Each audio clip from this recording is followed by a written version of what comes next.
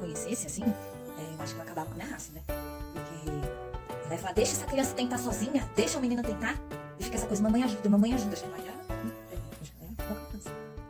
Começamos a nossa série Segunda Dia de Escola com uma bela senhora, pioneira da educação e muitas outras coisas na vida. Nascida na Itália, Maria Montessori começou sua vida acadêmica pela engenharia, mas depois mudou para a medicina.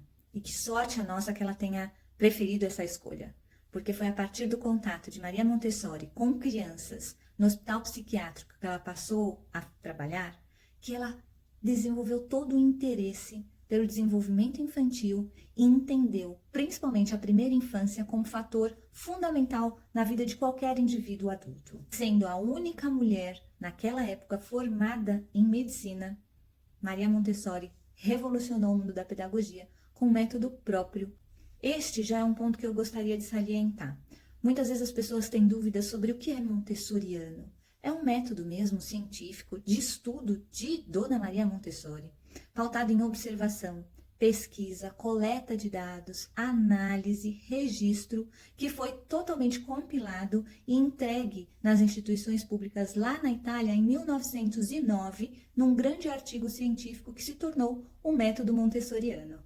E falando sobre a organização desse método, eu quero trazer alguns aspectos importantes para que você, quando for visitar uma escola montessoriana, possa observar com atenção e verificar se realmente é uma escola montessoriana, se aplica o que se propõe na metodologia dessa belíssima senhora. O primeiro ponto é o espaço. O espaço físico da escola, da sala de aula, para Maria Montessori era muito importante, porque ele era intencionalmente organizado para que as crianças sempre tivessem acesso aos materiais, liberdade quanto ao uso desses materiais, independência e autonomia para realizar as atividades na interface com esses materiais, sem necessidade de interferência constante de um adulto. Então, quando você for para uma escola montessoriana, geralmente as prateleiras com os materiais oferecidos aos alunos têm que ser baixos, organizados, então não é um bololô de coisas aglomeradas. É uma organização, você vê ali um critério na disponibilização desses materiais, lembrando sempre da questão do acesso e que a criança utilize aquilo com independência e autonomia, que ela não tenha que ficar, pega aquilo para mim, como eu abro isso, como eu faço aquilo outro. Ela pode até ser desafiada pelos materiais, mas sempre muito acesso, sempre uma liberdade para ela pegar, escolher e utilizar o material. Num segundo tópico, quero falar sobre quem é o professor na escola montessoriana. Diferente das correntes mais tradicionais, mais iluministas, que entendiam que o cérebro, a criança precisava ser totalmente moldada e isso acontecia por meio da interação dela com o adulto, Maria Montessori entende que as outras crianças, a interação, o contexto social é fundamental para a aprendizagem da criança. Por isso, o professor era chamado de adulto preparado. E ele estaria junto com as crianças, teria um papel de atuação, mas nunca centralizador, nunca de apresentar, controlar, direcionar, mas sim instigar, levar e dar à criança o espaço para pensamento e atuação. Quando você lê sobre Maria Montessori, ela até fazia um exercício com ela mesma e propunha isso aos disseminadores da sua metodologia de esvaziar-se, interferir o menos possível no processo da criança. Outro ponto importante a ser observado nas escolas montessorianas é que as classes não seriam divididas por faixa etária. Você teria crianças de diferentes idades numa mesma turma, porque Maria Montessori era interacionista. Então, ela entende que o contexto social ensina. O contexto social é fundamental para a aprendizagem. Uma criança com a faixa etária diferente da outra acaba trazendo uma promoção que acontece de uma forma muito orgânica entre as crianças, por conta dos diferentes estágios onde elas se localizam. Então, uma contribui solicitando a ajuda da outra e a outra ajudando esta que está precisando. Ambas se regulariam e se autodesafiariam num percurso muito natural. O quarto ponto é bastante relevante no método montessoriano. E eu estou falando sobre os materiais didáticos. Esse é um aspecto assim fundamental nessa metodologia, porque Maria Montessori desenvolveu materiais próprios para sua metodologia, inclusive patenteou esses materiais sob muita observação e pesquisa que ela realizou com diversas crianças em diversos institutos que ela ali liderava e coordenava. Os materiais montessorianos, eles se dividem em 4 classes. Então, são os materiais de atividade de vida diária, os materiais de vida cotidiano, aqueles que trabalham com a questão lógica, matemática e os de alfabetização.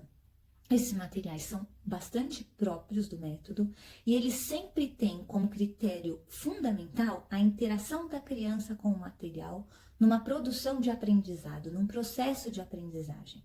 Isso quer dizer que a criança interage com o objeto para concluir coisas, entender evidências lógicas. Então, são materiais que possibilitam à criança manipulação, hipóteses, a realização de tentativas, observação de conceitos. Então, são interessantíssimos os materiais que ela desenvolveu. Ainda nesse ponto dos materiais, eu quero lembrar que, para ela, esses materiais estariam acessíveis, organizados de maneira intencional e não haveria por parte do professor, que é chamado de adulto preparado, uma interação do tipo, agora você pode usar, agora terminou o seu tempo de usar.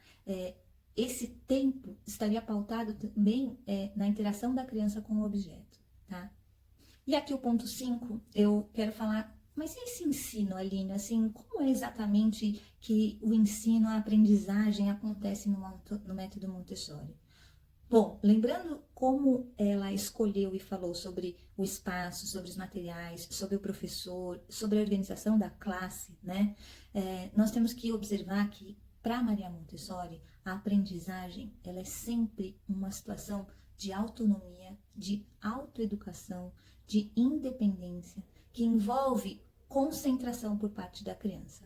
Para ela, o cérebro da criança tem total potencial para se autodesenvolver diante de materiais e toda uma adequação pertinente, né, para o seu desenvolvimento. Então, ela defende que os pontos, né, conceituais de conteúdo que as crianças podem e precisam aprender ali nas séries iniciais, principalmente na primeira infância, acontecem na interação dela com o meio e com os materiais. Então, ela vê a concentração como um fator preponderante para essa aprendizagem, a situação do convívio e do respeito na interação com os pares e com os professores, também fundamental. Ela vê também a questão da autorregulação, organização, né, como processo para que esse conteúdo seja aprendido e descoberto pela criança.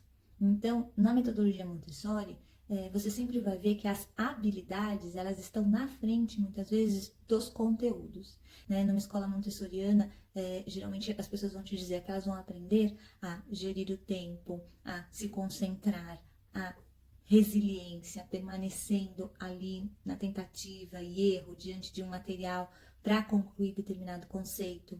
Então, é uma proposta que dá para a criança todas as condições que ela já teria num cérebro potencialmente capaz para adquirir os conceitos e desenvolver sua aprendizagem de forma plena. Em relação ao ensino-aprendizagem, também é importante salientar o respeito ao tempo individual.